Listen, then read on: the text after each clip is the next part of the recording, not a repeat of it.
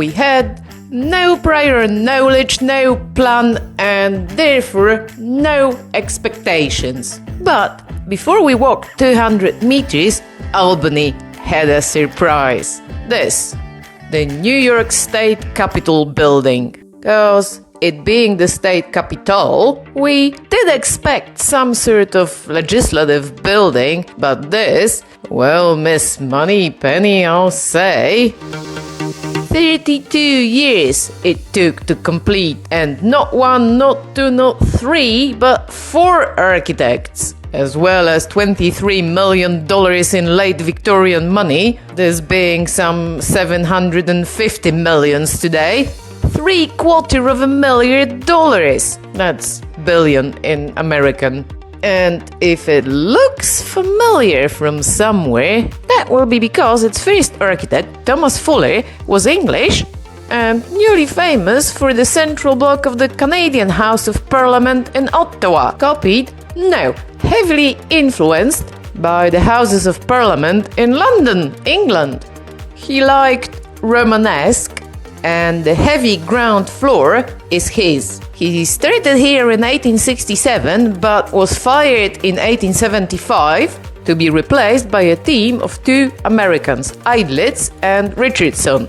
It's been 8 years and the costs were mounting with little to show for it. But it wasn't just Fuller's fault. They wanted to build on the hill where the previous Capitol building stood. Except it was way smaller and lighter, and the hill was quicksand. For his new beast of a building, Fuller had to have it scooped out and filled in with clay and grit. In the process, he somehow managed to lose the cornerstone. Laid in 1871, it's there somewhere. Nobody knows to this day which corner. So off went Fuller. But what the governor didn't realize was that he ain't seen expensive yet. No worries, Idlitz and Richardson were here to show him. They didn't have a common style. Idlitz was best known for Oriental Follies, Richardson for the squat Trinity Church in Boston. So in Albany they settled for a sort of renaissance, topped with the French Second Empire. Richardson had studied at the École des Beaux-Arts in Paris, where just then they were rebuilding the Hôtel de Ville. For good measure they added a dome. That never got built, because the higher it went, the more obvious it was. The whole building was sliding downhill towards State Street. The structural problems were never completely solved, we'll see some inside, but they arrested the slide so far by propping it all up with the eastern staircase, which eventually replaced the graceful spiral viaduct of their original design. And you can make mistakes in life, such as not enough old buildings, but do not make this one. Do not walk past this building, because it's open to public. You can just stroll in and completely for free see the inside. Do not be put off by what you see first thing. This is actually a public thoroughfare, Hoke Street, because they built in the middle of the street. Ever since the construction started, pedestrians were passing through here, and in the end they built a covered gallery. Well, it was an active site for the first 30 years. In the 1920s, they even added this cafeteria. As workmen were coming in here daily for the 32 years of construction, in 1889, a viaduct, the first cantilever arch bridge in the world, connected the Capitol site with the working class neighborhood a few blocks to the north. I'd love to say that this is what replaced it, but no, this is completely the other side of the Capitol building. Now, the Hoke Street Viaduct was demolished in 1970, and today not a trace remains. So, move straight on, cause the magic starts with the lifts. Wait, let's go. You step out into a different age and different place. This staircase is by Idlitz. I don't know why it doesn't get much publicity. I mean, just look around. Idlitz was a Czech Jew from Prague, so he may have seen this in the cathedral across the river as a child, or it may have been something in the Central European era at the time, because this is what they were doing in Krakow, in Poland, which back then was part of the Austrian Empire just like Bohemia. Also, it reminds me of this, the royal castle in Krakow. I don't know. I just like this. This is my favorite part of the whole building, which is not to detract from the assembly room. Also by Idlitz. When built, this was the world's largest room spanned by arches, except if you do remember the structural problems, soon it was cracking. Chunks of plaster were falling on the honorable members below. In the end, effectively they built a second roof on the inside, so the ceiling is now flat and lower. It also meant immuring some murals by William Morris Hunt, an American painter from Boston, fashionable in the 1860s and 70s. Not to be confused with the English William Holman Hunt, who painted these, for example. Anyway, the American Hunt got really upset about his murals having been abandoned under that ceiling. He committed suicide a few months later, at the age of only 55, although he does look about 120. Some say because of that. Such a drama queen, Mr. Hunt. Did Foolery kill himself over the changes to his design? No, he went back to Canada to work for the government. Hard to tell which one's the easier way out, really. But back to Albany State Capitol building. This is Richardson's staircase. The $1 million staircase, they call it. That'd be something like $35 million staircase today. Very Paris opera, as if the ball is about to begin. Not my style, although trust me to find the cat. Here's a good virtual tour with everything there is to know about it.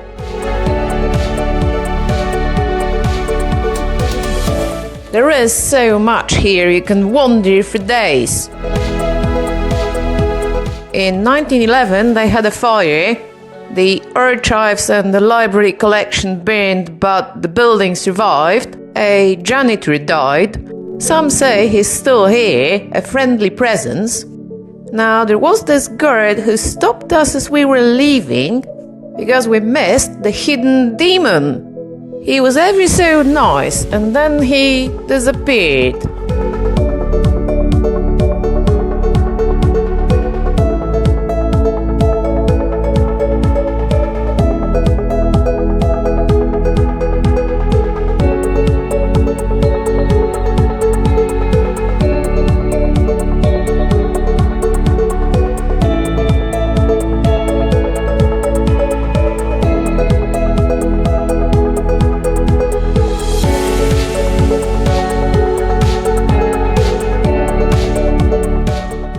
Right, that was the Capitol building.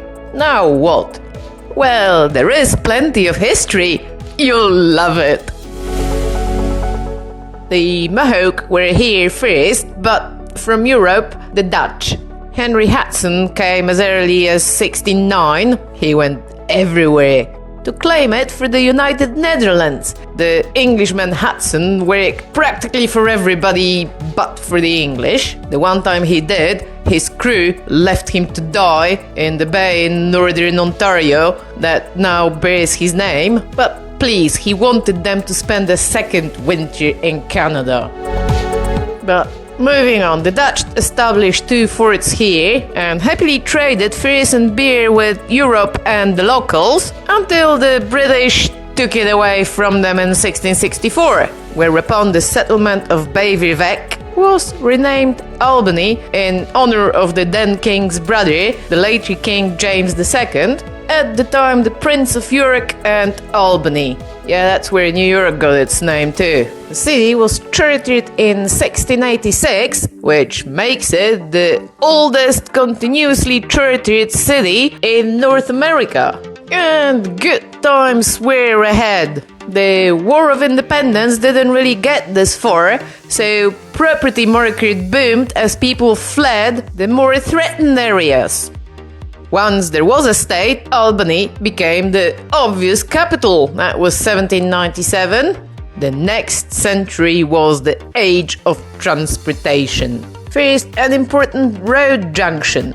Then, in 1807, the first ever steamboat passenger line anywhere in the world. Well, it only went to New York and back, but still. And then in 1825, the Erie Canal arrived. Albany was the original terminal at the junction with the Hudson River, at which point things really took off. This was America's first superhighway, direct link between the Atlantic and the Great Lakes. Everything went through there, and Albany got not just to charge the tolls and the port fees, but also an easy and cheap way to transport its exports, the main of which was beer, the famous Albany ales. With its Dutch pedigree, this was a city of breweries. It absolutely bloomed until the Civil War. Then it picked itself up a bit and got killed off by the Prohibition. Albany ales were lost in the fog of time.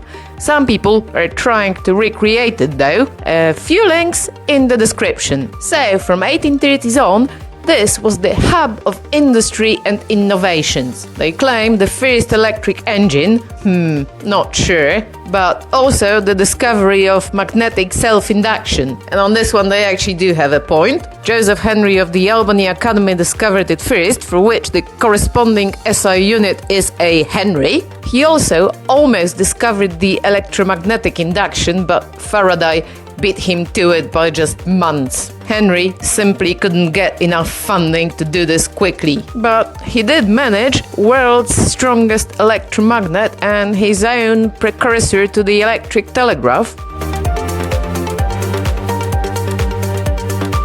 With the industry, especially after the railway got here too, came money. An astounding number of banks, some still standing. Did you know that American Express was born here? I didn't.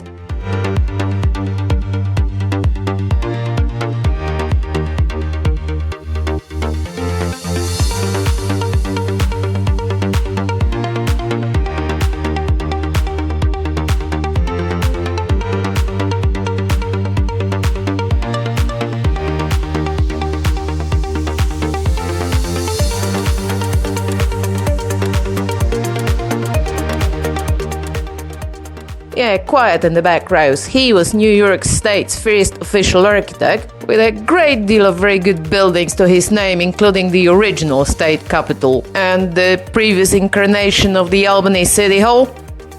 1870s to the First World War and then the 1920s were the best of times.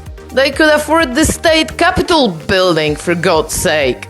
The Great Depression and the Second World War were obviously less than helpful, but even in the 1950s, the owners of a local radio and television shop could afford to import this gigantic nipper from New York City, now one of the only two surviving. You know Nipper, his master's voice dog. But these, so to speak, were the last days of the summer. Soon, plague fell upon Albany and other cities in North America. It's called suburbia. For some obscure reason, people left all that amazing architecture, all these convenient city centers, to go and live out in the middle of nowhere on acres upon acres of identical bungalows. Beats me. I mean, we spent best part of the day walking the streets and barely met anybody. Where is everyone? There is a huge university in the city. If you can't even rely on students to go out and party, what is the world coming to? We met these lovely people Any human who walks their cat is a good human to me. But that was it. Revival efforts are being made, and I really hope it works. This place deserves its life back.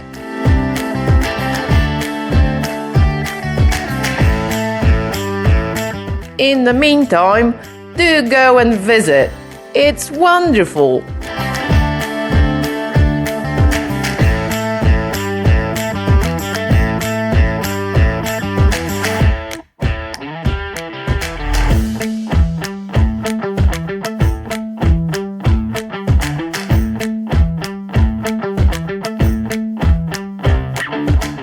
We liked it so much we ran a little over the meetry time and managed not to get a ticket.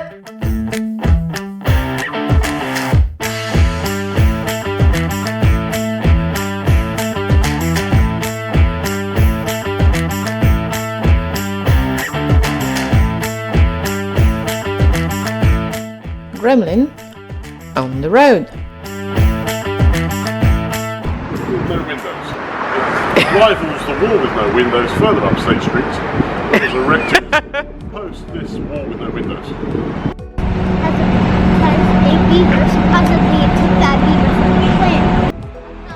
Yeah, they started double-decker trains. The double-decker trains were too big for the arches, so they had to stop using that as a station. This road may spontaneously self-combust.